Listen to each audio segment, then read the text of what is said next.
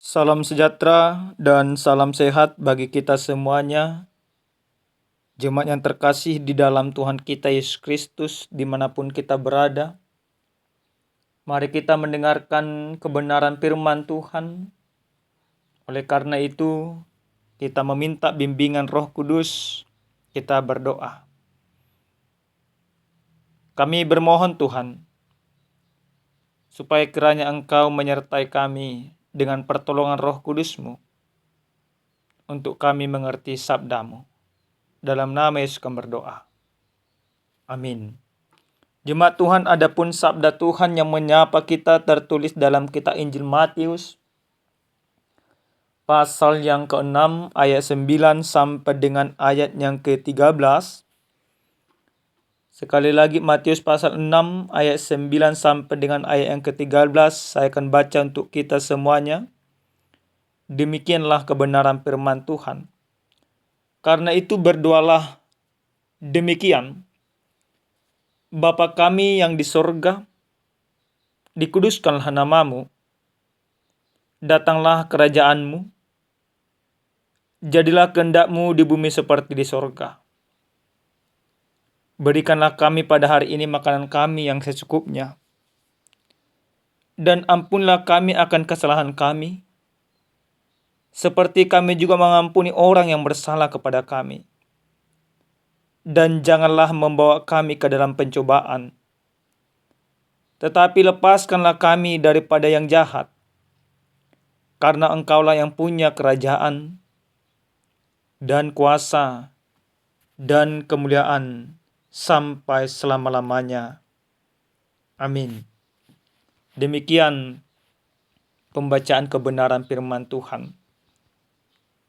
Jemaat Tuhan yang terkasih di dalam Tuhan kita Yesus Kristus,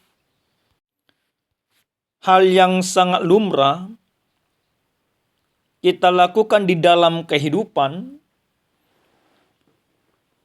di dalam setiap perjalanan hidup kita, kita pasti berdoa, memohon kepada Tuhan, supaya Tuhan menyertai kehidupan kita, supaya Tuhan menjagai kita. Bahkan bagi sebagian orang, ketika melakukan perjalanan, mereka selalu berdoa. Walaupun sesungguhnya Bapak Ibu, bahwa orang yang percaya kepada Tuhan kita Yesus Kristus, dalam hidup kesehariannya harus berdoa.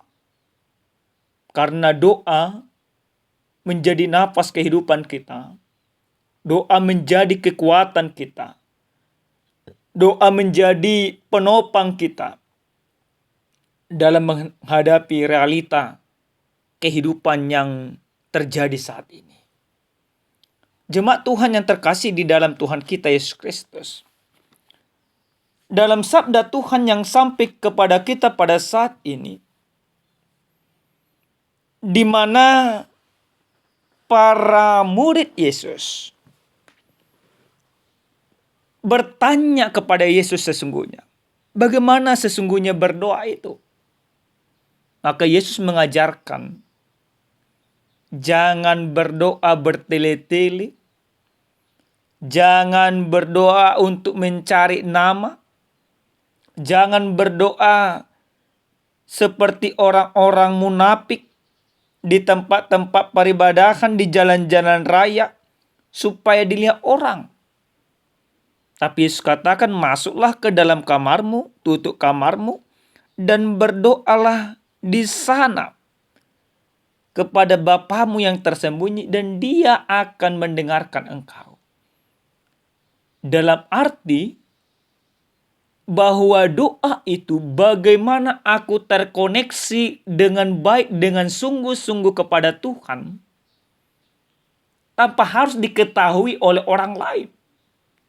Dan tentu pengajaran Yesus ini sebuah kritikan yang sangat tajam akan sebuah kebiasaan yang dilakukan oleh orang-orang Farisi dan ahli-ahli Taurat pada saat itu. Di mana ahli-ahli Farisi mereka tidak akan pernah berdoa pagi-pagi. tidak akan pernah berdoa tersembunyi, tapi mereka akan berdoa di tempat terbuka, di jam-jam tertentu ketika keramaian ada.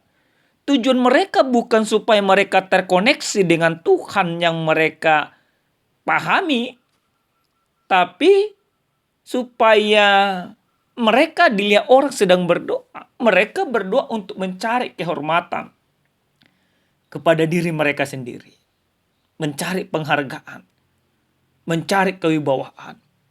Tentu inilah yang dikritik oleh Yesus. Dan mereka kalau berdoa panjang-panjang dan bertele-tele.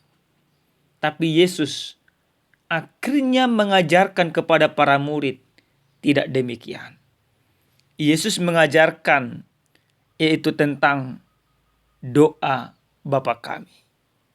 Sangat jelas, sangat ringkas, tetapi maknanya sangat dalam. Nah, Bapak Ibu yang terkasih di dalam Tuhan kita Yesus Kristus, dalam doa Bapa kami yang diajarkan oleh Yesus kepada para muridnya, dan yang diajarkan kepada kita yang kita imani sekarang, bahkan hampir semua gereja arus utama menjadikan doa Bapa kami ini menjadi bagian yang terpenting dari itu di gerejanya. Setiap peribadahan minggu, setiap peribadahan rumah tangga, secara khusus kepada kami GKPI, ini akan selalu kami sampaikan. Kami ucapkan bersama kalau di pertanyaan, kalau di ibadah minggu, diucapkan oleh pengkhotbah setelah berkhotbah, sebelum masuk doksologi. Nah, akan tetapi yang harus kita pahami sesungguhnya, dalam doa Bapa kami ini ada 6 permohonan yang tersusun di sana. 3 permohonan sesungguhnya ini ditunjukkan oleh orang-orang yang berdoa, yaitu untuk pemujian kepada Allah atau untuk kepentingan Allah, yaitu yang meliputi pengudusan nama Tuhan. Bapa kami yang di sorga, dikuduskanlah namamu. Yang kedua itu di dalam pengudusan akan nama Tuhan, yaitu tentang kerajaan Allah. Dan yang ketiga, kehendaknya. Nah, 3 permohonan ini untuk kepentingan manusia. Ini selalu selaras yang dilakukan oleh Tuhan. Harus seimbang. Bagaimana hubunganku dengan Allah itu harus kuimbangkan dengan hubunganku dengan manusia. Nah, 3 permohonan ini untuk kepentingan manusia yang meliputi permohonan rezeki, seperti yang kita katakan dalam doa Bapa kami, berilah kami makanan kami yang secukupnya, dan pengampunan, ampunilah kami akan kesalahan kami, dan juga pertobatan. Keenam elemen ini tentu terjadi di dalam doa Bapa kami.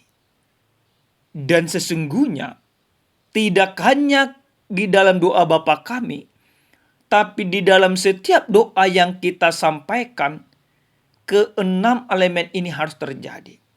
Di dalam setiap doa itu, di mana kita harus menguduskan nama Tuhan, meminta supaya kerajaan Allah terjadi di dalam kehidupan kita, meminta supaya kehendak Allah benar-benar nyata di dalam kehidupan kita, meminta supaya Tuhan memberikan rezeki, meminta kepada Tuhan supaya Tuhan mengampuni kita, dan berkomitmen di dalam diri kita supaya terjadi pertobatan di dalam hidup kita.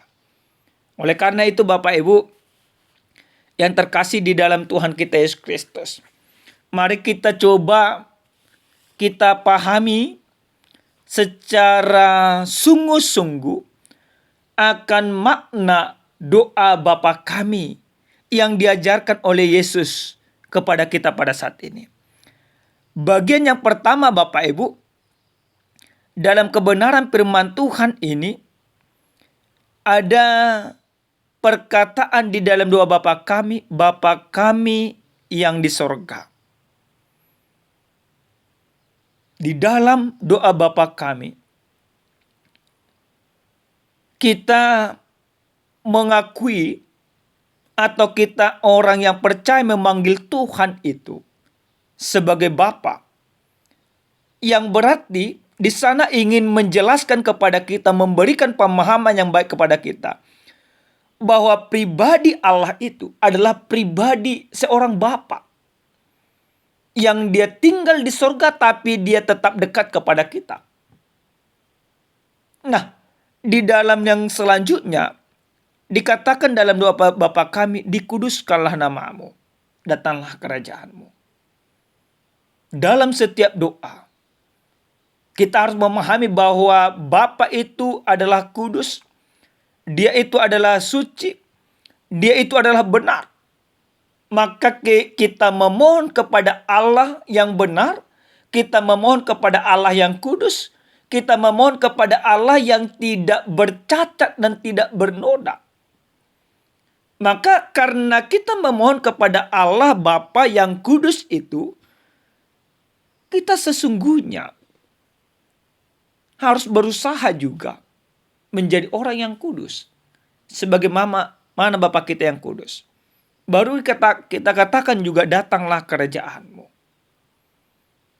Dalam setiap permohonan kita, dalam setiap doa kita, dalam setiap harapan kita, bahwa kerajaan Allah itu harus kita nyatakan. Kerajaan Allah itu harus kita kumandangkan. Kerajaan Allah itu harus benar-benar kita lakukan.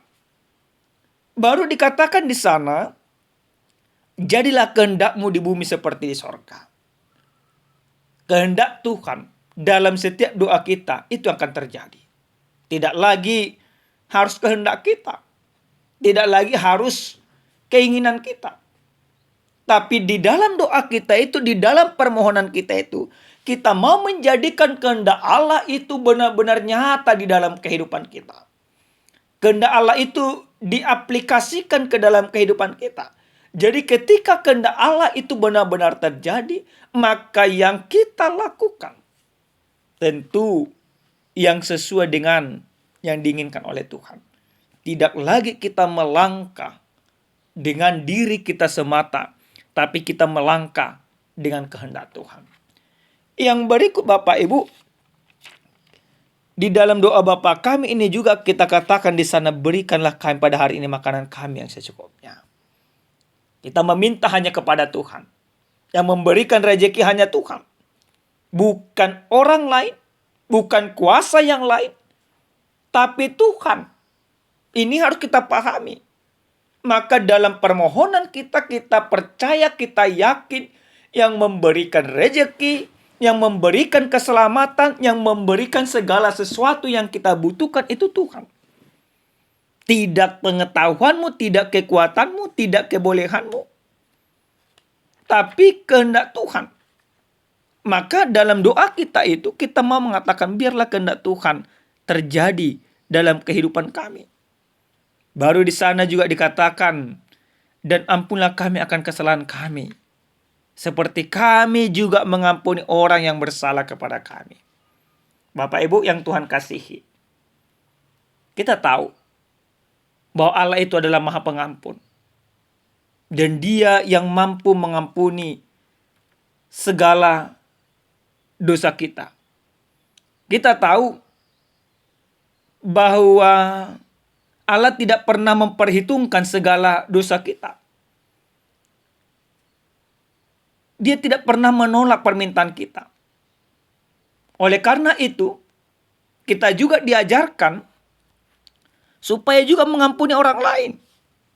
Nah, ini yang menjadi masalahnya. Kita ingin diampuni oleh Tuhan, kita berharap diampuni oleh Tuhan, tapi kita tidak mau mengampuni orang lain. Ini yang tidak boleh. Orang-orang Farisi,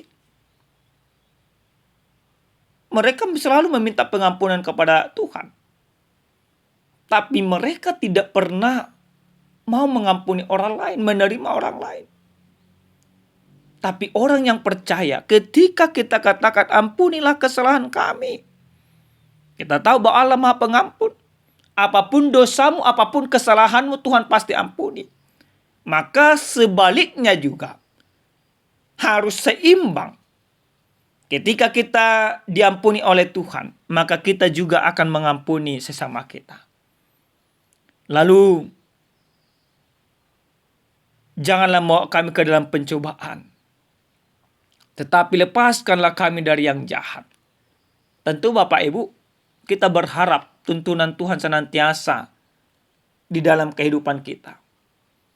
Sesungguhnya Allah tidak pernah mencobai kita. Sesungguhnya Allah tidak pernah mendatangkan pencobaan itu.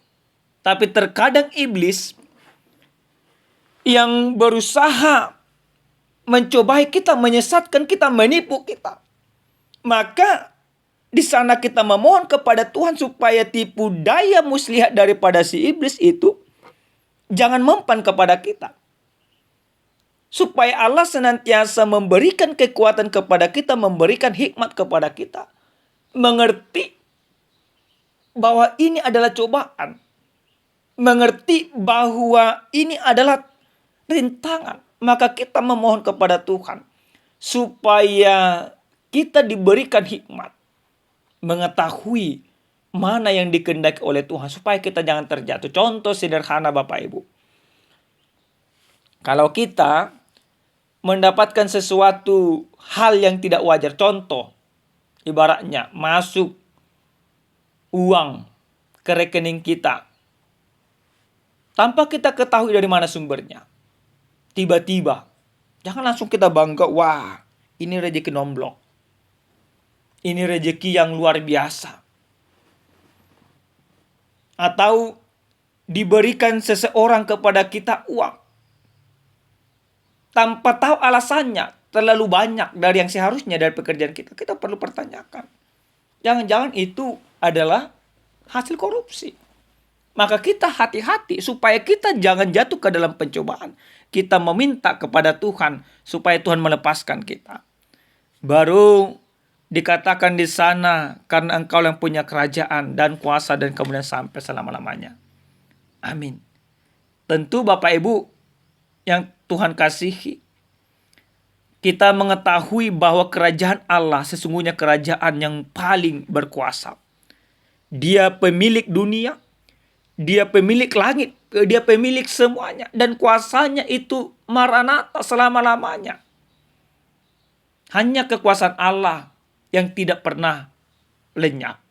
Oleh karena itu Bapak Ibu yang terkasih, ketika kita berdoa, menyampaikan doa Bapa kami ini, ketika kita memohon keselamatan daripada Tuhan, ketika kita menyerahkan hidup kita kepada Tuhan, maka pahamilah di dalam setiap doa dan permohonan kita itu, di sana kita mempermuliakan Tuhan, di sana kita meminta rezeki hanya kepada Tuhan, di sana kita memohon pengampunan hanya daripada Tuhan, di sana kita menjadikan Tuhan sebagai satu-satunya penolong di dalam kehidupan kita. Maka ketika kita sudah menjadikan Tuhan penolong dalam setiap kehidupan kita, kita tidak terjatuh lagi melenceng dari kebenaran dan kehendak Tuhan itu sendiri. Amin. Kita bersatu dalam doa. Terima kasih Tuhan kami, Tuhan yang maha baik, untuk firman-Mu yang sudah kami dengarkan. Biarlah kiranya Tuhan kami mampu melakukan firman-Mu. Biarlah kiranya Tuhan senantiasa menuntun kami. Dan kehendak-Mu lah yang jadi dalam hidup kami. Terima kasih Tuhan. Dalam nama Yesus kami berdoa. Amin. Salam sejahtera Bapak Ibu, Tuhan Yesus memberkati.